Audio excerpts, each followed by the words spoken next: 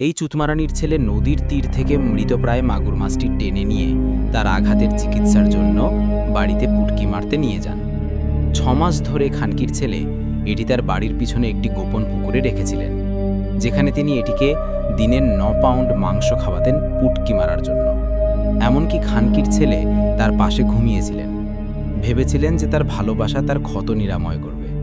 এবং যখন বিতলামাগির ছেলে এটিকে জঙ্গলে ফিরিয়ে দেবার চেষ্টা করেছিলেন, তখন মাগুর মাছটি চলে যেতে অস্বীকার করেছিল এবং 20 বছরেরও বেশি সময় ধরে খানকির ছেলের সাথে ছিল। এখন এই সময় তারা পর্যটকদের জন্য শো সম্পাদন করেছিল এবং অবশেষে যখন এটি মারা যায়, খানকির ছেলে একটি প্রকাশ্য অন্ত্যেষ্টিক্রিয়া করেছিল, যেখানে তিনি তার মাগুর মাছ বন্ধির জন্য একটি গান গেয়েছিলেন।